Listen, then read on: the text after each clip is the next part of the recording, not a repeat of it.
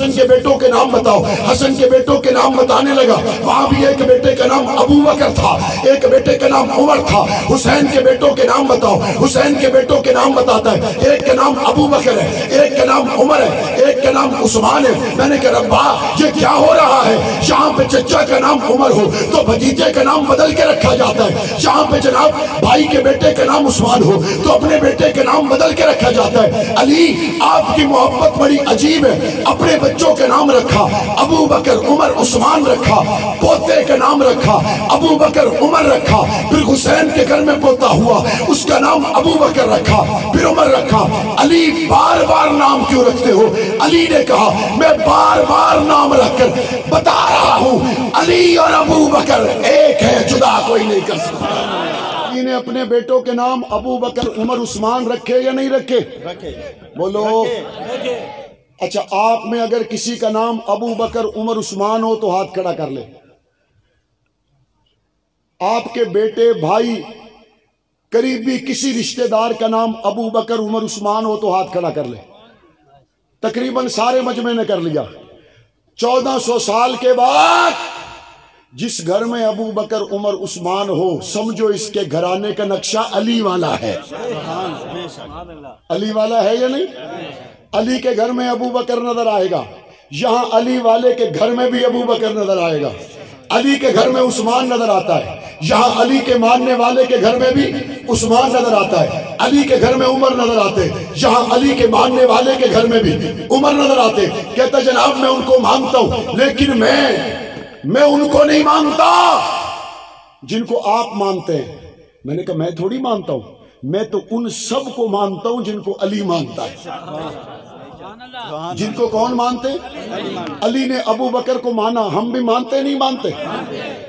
علی نے عمر کو مانا، ہم بھی مانتے نہیں مانتے؟ علی نے عثمان کو مانا، ہم بھی مانتے نہیں مانتے؟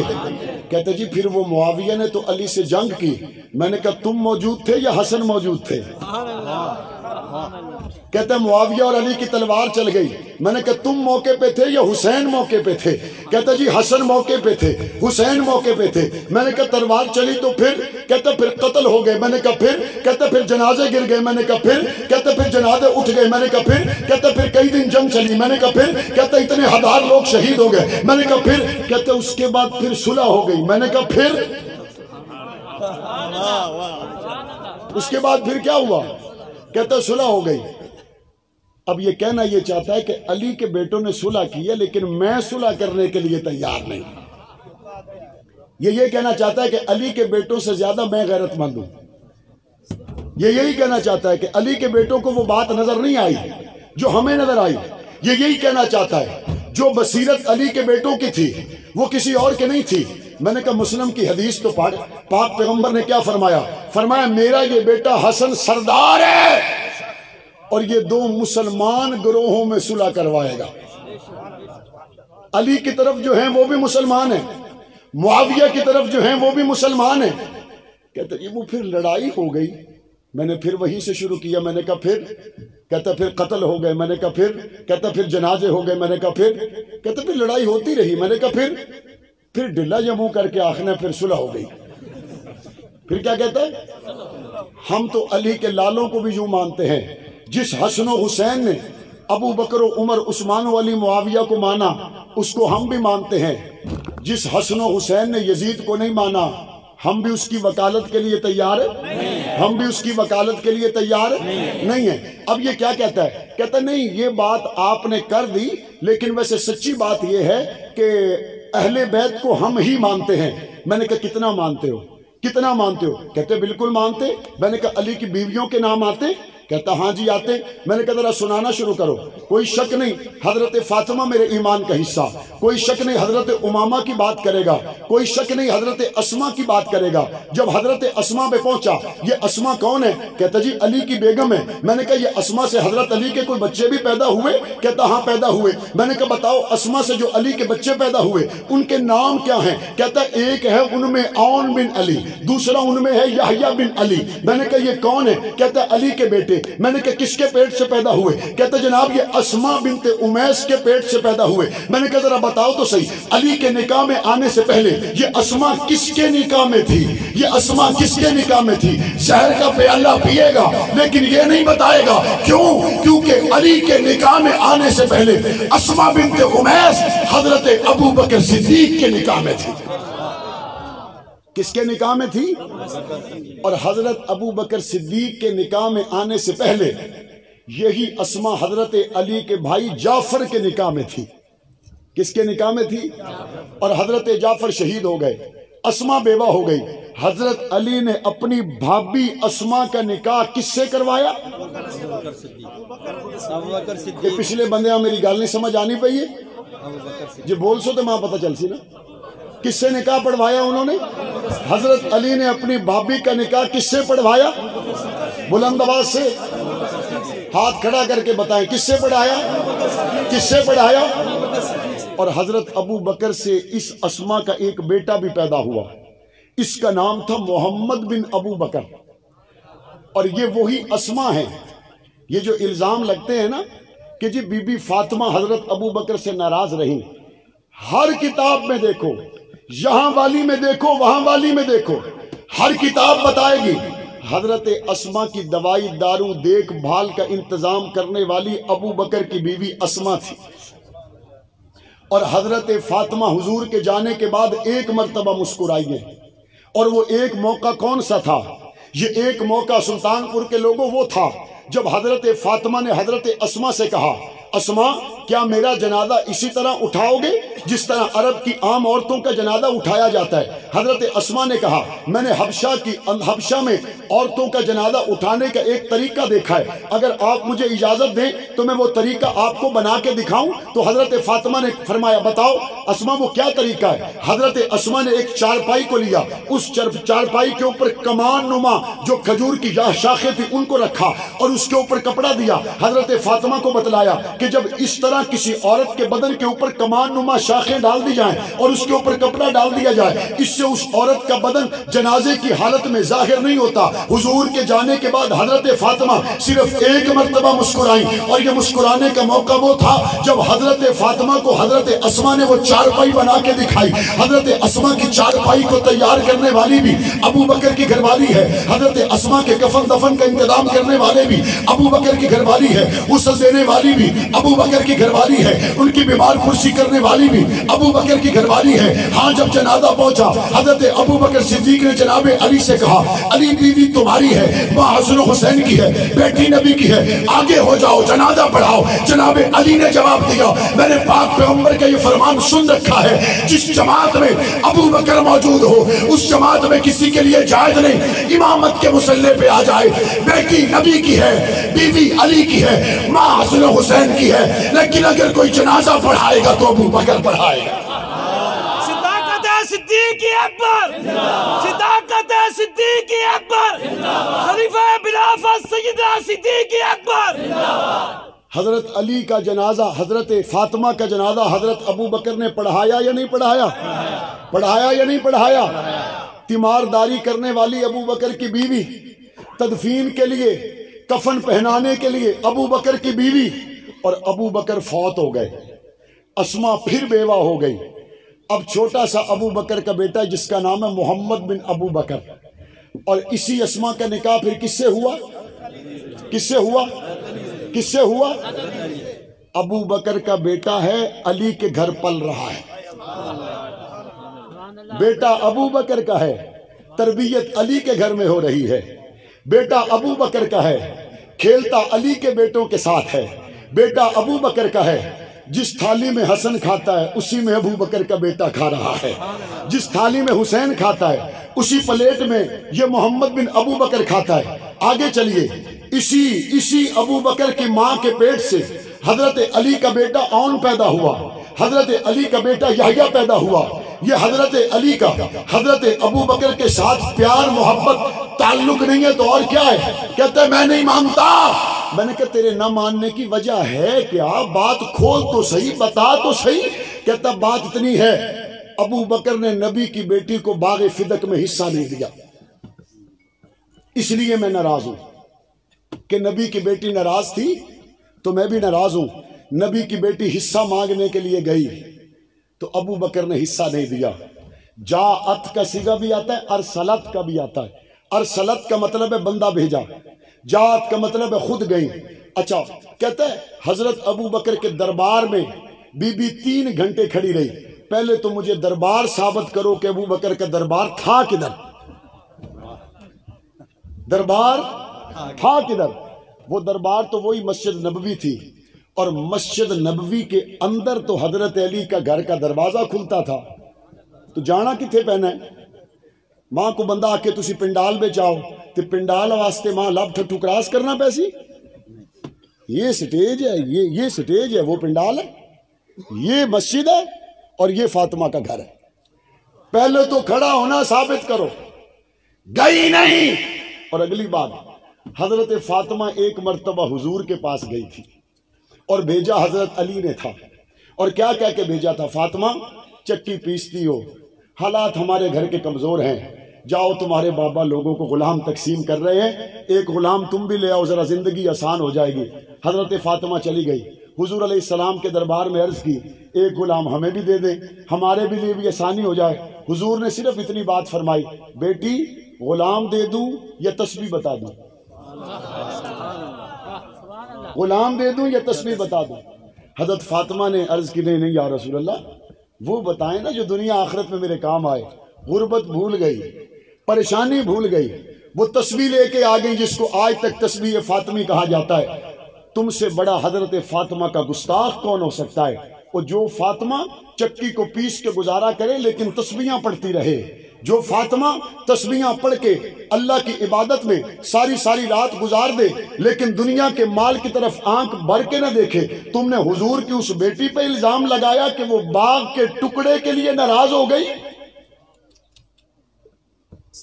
اگلی بات کہتا ہے کہ جناب انصاف نہیں ہوا، انصاف نہیں ہوا. یہاں علماء کرام بیٹھے ہوئے، سٹیج پر بھی ہیں، پنڈال میں بھی ہیں، ان سے پوچھ لیجئے گا، بلکہ فیصلہ بھی ادھر کروا دیتا ہوں. خاوند فوت ہو جائے تو خاوند کی جائیداد سے بیوہ کو حصہ ملتا ہے یا نہیں ملتا؟ علماء کرام ہاتھ چاہو نا ذرا، جڑے آخ دن ملتا ہے، ملتا ہے نہیں ملتا؟ خاوند فوت ہو گیا، بیوی کو حصہ ملتا ہے یا نہیں ملتا؟ بیوی کو حصہ ملتا ہے. ابو بکر کی بیٹی عائشہ حضور کے نکاح میں تھی یا نہیں تھی؟ اگر تو ابو بکر نے اپنی بیٹی کو حصہ دے دیا، نبی کی بیٹی کو حصہ نہیں دیا. اگر تو عمر نے اپنی بیٹی حفصہ کو حصہ دے دیا، نبی کی بیٹی کو حصہ نہیں دیا، پھر تو ابو بکر نے بھی ظلم کیا، عمر نے بھی ظلم کیا.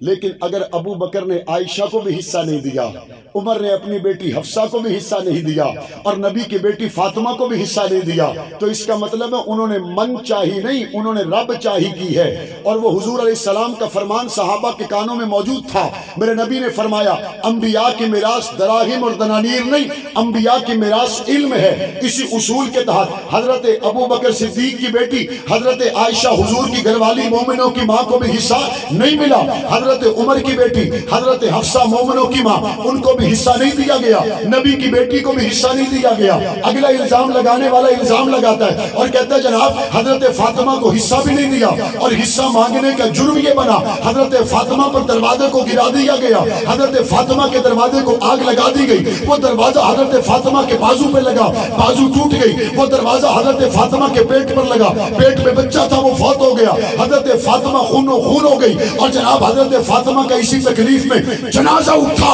میں نے کہا مجھے بتاؤ جب یہ سارا واقعہ ہوا اس وقت حضرت علی کہاں تھے؟ کہتا جی علی وہی تھے. میں نے کہا جس علی کو میں مانتا ہوں وہ ہے جو مرحب کا سر اتار دے، خیبر کا در اکھاڑ دے. ہم اس علی کو مانتے نہیں مانتے؟ مانتے نہیں مانتے؟ تو تم یہ کہنا چاہتے ہو کہ نبی کی بیٹی کو دھکے لگے، تم یہ کہنا چاہتے ہو کہ نبی کی بیٹی کا بازو ٹوٹا، تم یہ کہنا چاہتے ہو نبی کی بیٹی خون میں نہا گئی، لیکن علی کی غیرت جوش میں نہ آئی. یہ علی کے ساتھ بھی تمہارا محبت کا رشتہ نہیں، بلکہ یہ علی کی بھی توہین کی ہے، یہ حضرت فاطمہ کی بھی توہین کی ہے.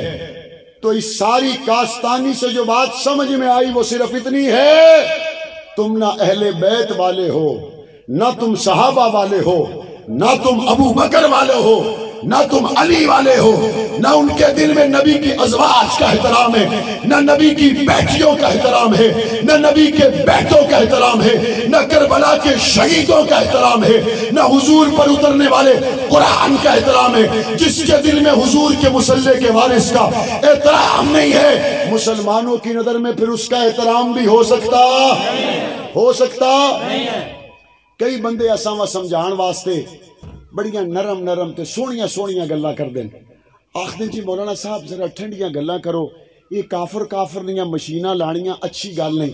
میں کہ کس مشین لائیے؟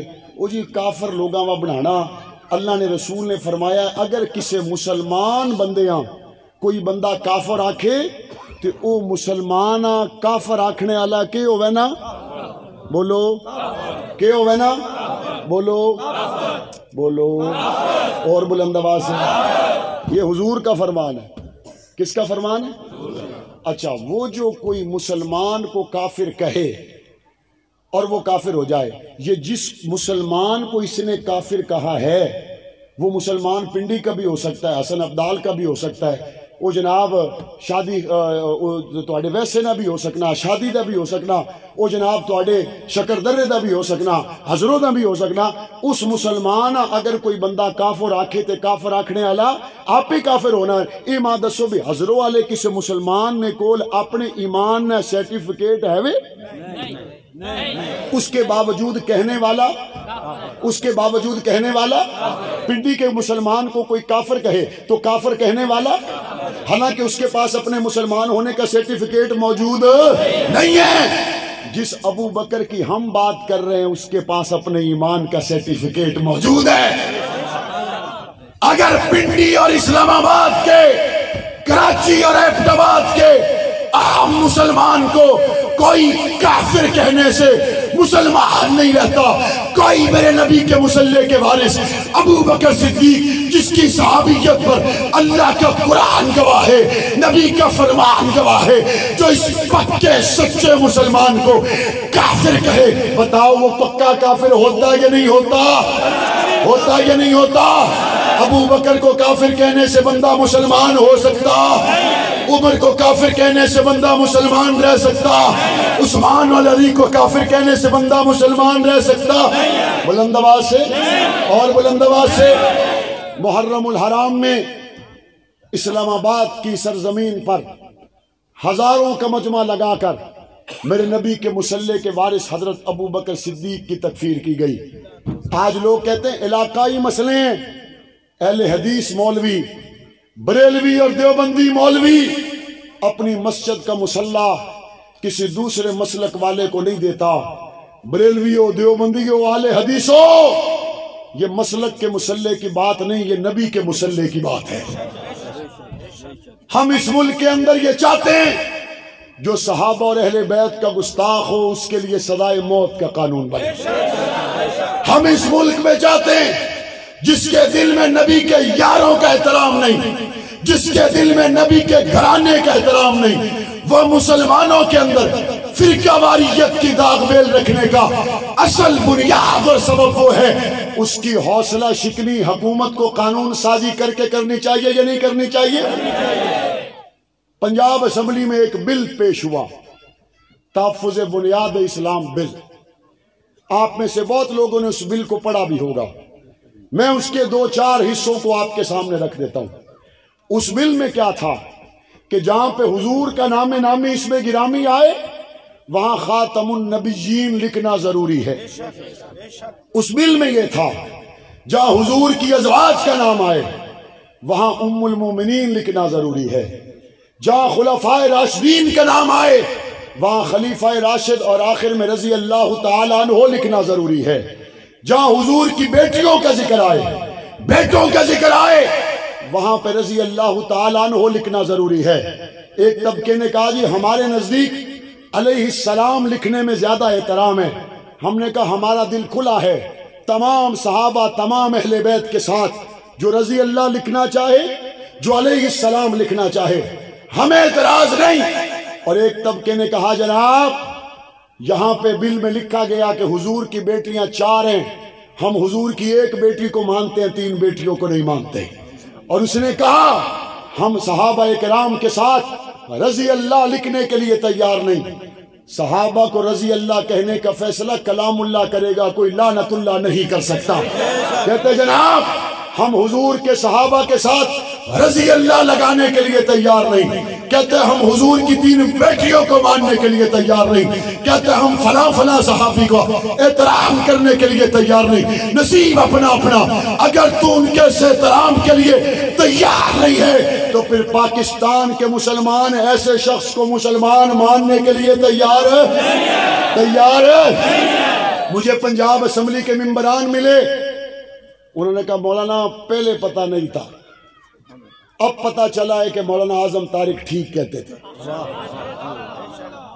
مجھے وہاں بعض ایسے اسمبلی کے ممبران ملے جن کی داڑیاں سفید ہو گئی.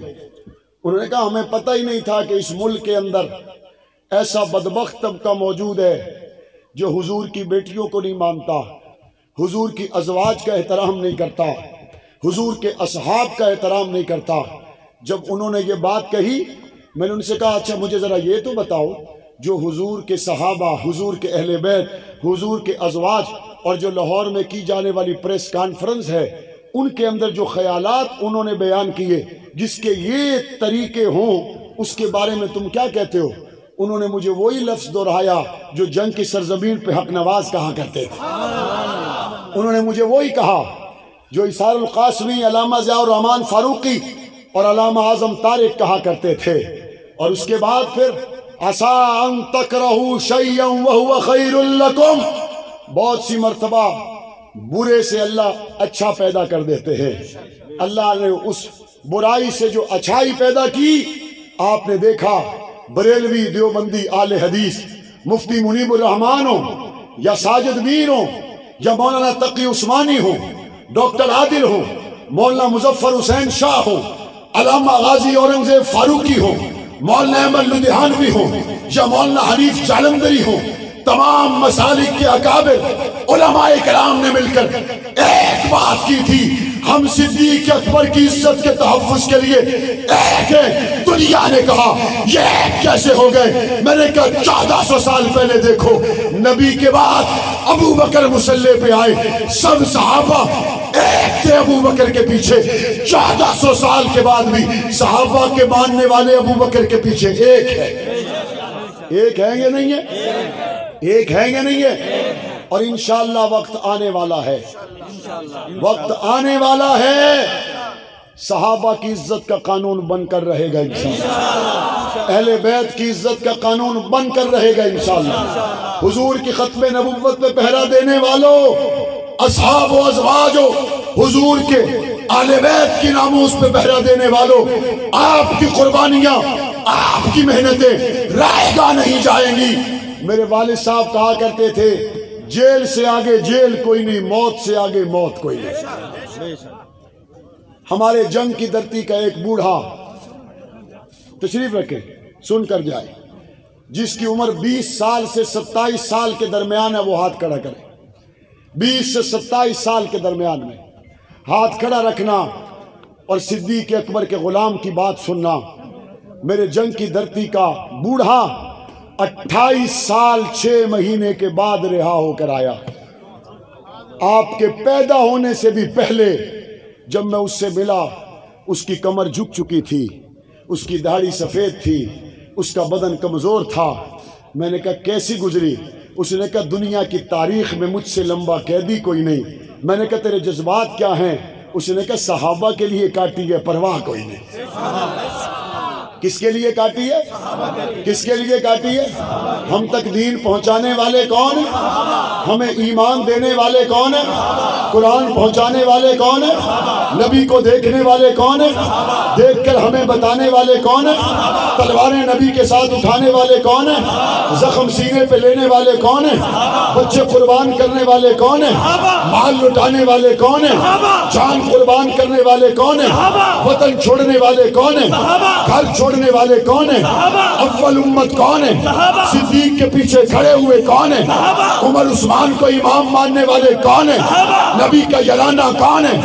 نبی کا گھرانہ کون ہے؟ وہ دیوانے محمد کے، ہم دیوانے صحابہ کے، وہ غلام محمد کے، ہم غلام صحابہ کے. اسی لیے ایک ہی ورد ہے، صحابہ صحابہ صحابہ صحابہ صحابہ صحابہ صحابہ صحابہ صحابہ صحابہ صحابہ صحابہ صحابہ صحابہ صحابہ صحابہ